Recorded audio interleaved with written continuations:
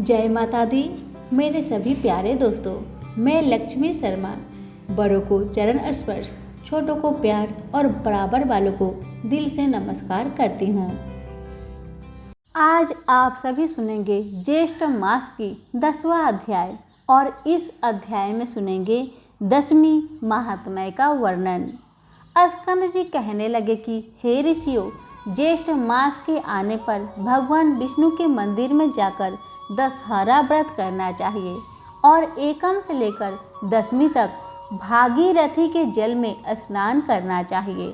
ऋषि कहने लगे कि हे स्कंद जी, इस व्रत का दशहरा नाम क्यों हुआ और एकम तिथि में स्नान क्यों करना चाहिए और ज्येष्ठ मास में ही यह व्रत क्यों करना चाहिए, यह सब बात आप हमको विस्तार पूर्वक समझा कर कहिए।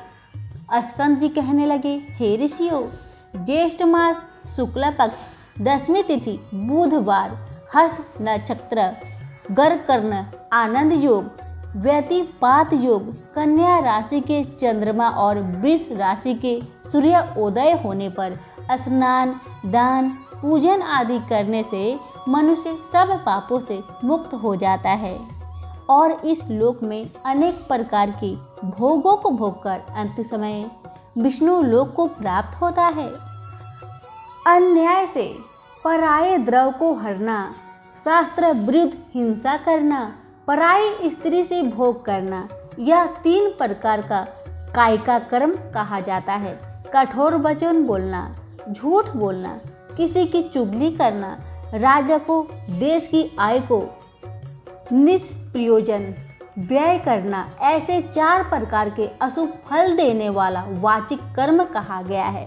दूसरे की बुराई की इच्छा करना, परलोक कुछ नहीं, यह शरीर ही आत्मा है, ऐसा विचार और प्रचार करना, ये 3 प्रकार का मानस पाप कर्म कहा जाता है।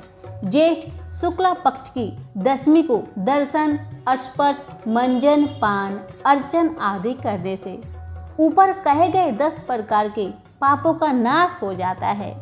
इसलिए पूर्व दर्शी मुनियों ने इसका नाम दशहरा रखा है।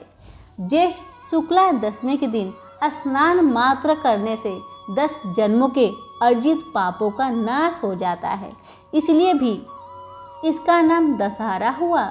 दशहरा के दिन इन पुरातन मंत्रों से श्री गंगा जी का पूजन करना चाहिए। मंत्र इस प्रकार है। श्री शिवा को नमस्कार है, शांता और नारायणी को नमस्कार है, 10 विध पापों के नाश करने वाली श्री गंगा जी को नमस्कार है और उसी स्थान में महान ओजस्वी 10 देवताओं का पूजन करें। 10 देवताओं के नाम नारायण, महेश, ब्रह्मा, सूर्य, भगीरथ, हिमवान, स्कंद, गणेश, चंडी और सोम हैं। इनका अपनी शक्ति के अनुसार पूजन कर 10 फलों का पृथक पृथक पूजन करें और सत्तू के 10 पिंड बनाकर जल में छोड़े। 10 पसर तिल 10 ब्राह्मणों को देकर गंगाए सर्व रूपण्य नमः इस मंत्र से पूजन करें तथा अपनी शक्ति के अनुसार गुड़ के 10 पिंड दे। यथाशक्ति स्वर्ण का मत्स्य, कच्छप, मंडूक, शिशुमार आदि बनाकर चांदी का या किसी दूसरे धातु या पीसान का बनाकर उनका पूजन करके जल में छोड़ दे। उसके पश्चात 10 सेर तिल, धान्य और जौ ब्राह्मण को दे और 10 गायों का दान ब्राह्मणों को दे। इस प्रकार कंजूसी न करता हुआ पूजन और दान करे। पकवान तथा पायस का भोजन ब्राह्मणों को कराए तो 10 जन्मों के अर्जित पाप से मुक्त हो जाते हैं। इसमें कोई संचय नहीं। ज्येष्ठ मास के शुक्ला पक्ष को एकम तिथि से लेकर 10वीं पर्यंत तिथियों में 10वां मेघ तीर्थ में स्नान करने से समस्त पापों से छूट जाता है। ज्येष्ठ शुक्ला के एकम से लेकर समस्त जन्मों के पापों को नाश करने वाली 10वीं तिथि पर्यंत सभी तिथियों में क्रम से स्नान करने वाला मनुष्य में श्रेष्ठ होता है और दशहरा के दिन दशामेश्वर के लिंग का दर्शन करने से 10 जन्म के अर्जित पापों का नाश हो जाता है। इसमें संचय नहीं और 10 योगा नाम इसकी प्रसिद्धि है।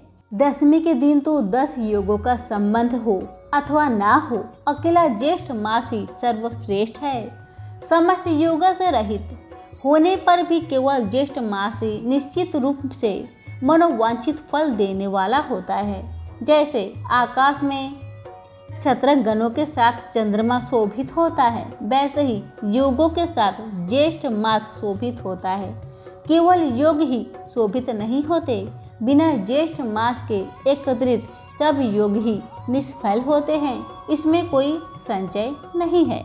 हमारी आज की ज्येष्ठ मास महात्म्य, ज्येष्ठ शुक्ला दशमी महात्म्य वर्णन 10वां अध्याय यहीं पर समाप्त होती है। सभी बोले विष्णु भगवान की जय हो। धन्यवाद।